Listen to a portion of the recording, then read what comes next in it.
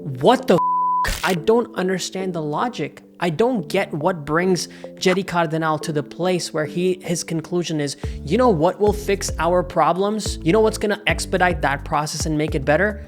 Paolo Maldini getting fired. Let's do that instead. You have players you should probably sell.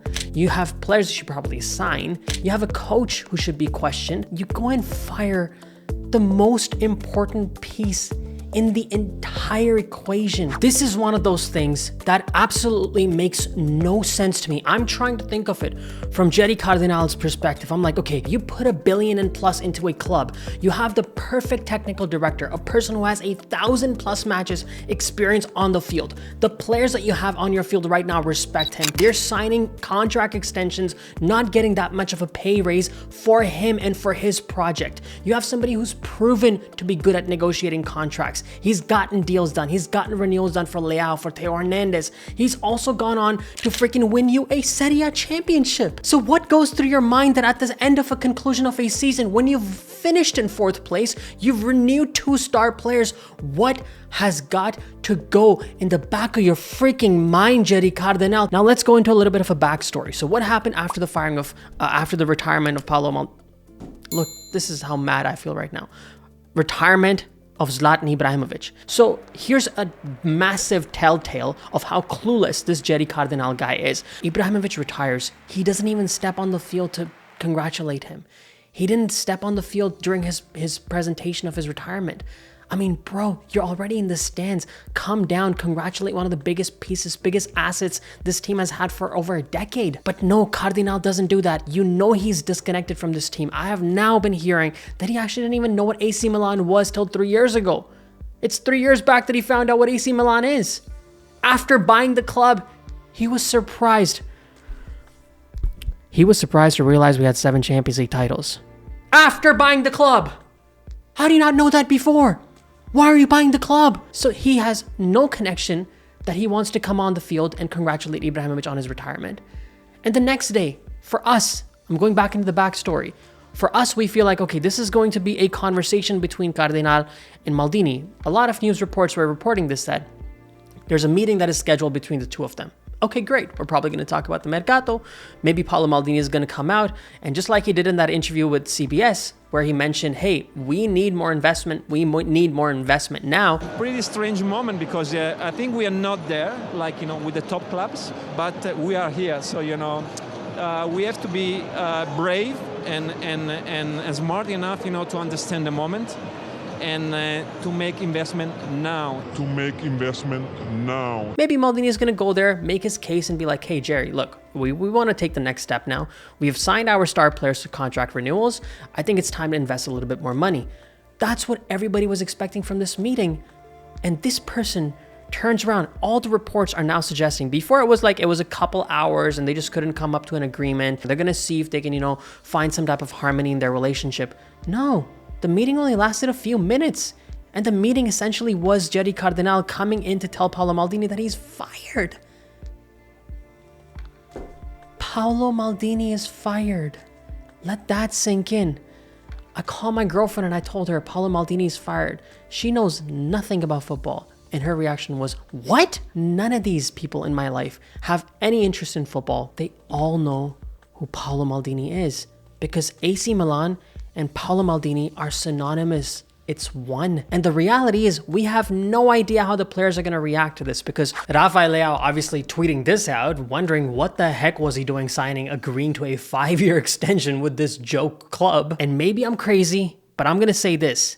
Ladies and gentlemen, in my opinion, Rafael Leao gets sold this summer mercato. Think about this situation from Leao's perspective. This guy is sitting around saying, I just signed a 5-year extension on the back that this honorable man is the one leading this project. Even Stefano Pioli, he's not an idiot. Stefano Pioli's looking at this and saying, what is going on? He's gone. Now reports are suggesting that Pioli's actually considering taking 1 or 2 days to make a final decision if he's going to stay at the club or if he will resign too.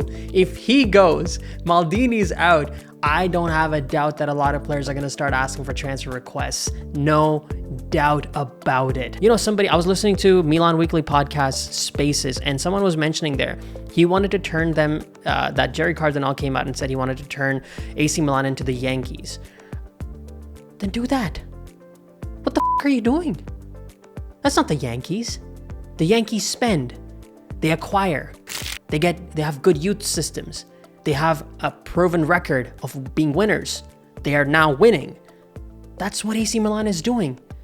So why are you firing the most important part of the club? And here's how we know, we obviously understand at this point in time that Paolo Maldini had no idea that this was going to happen, because he had scheduled meetings with the agents for Ruben Loftus-Cheek and with Daichi Kamada. Apparently there was a meeting scheduled today with their entourage. At Casa Milan, and obviously that meeting has now been canceled. That tells you Maldini had no idea that this relationship was about to end. I'll be honest, to close this off, what I'll say is it seems sinister, guys.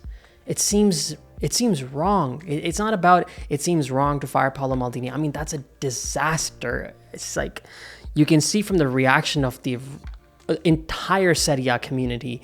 You look at on Twitter, Lazio fans, Juve fans, Inter fans, everybody's just saying, what is the logic behind this and why did this person do this? But the one thing in parting that I would say is it seems wrong.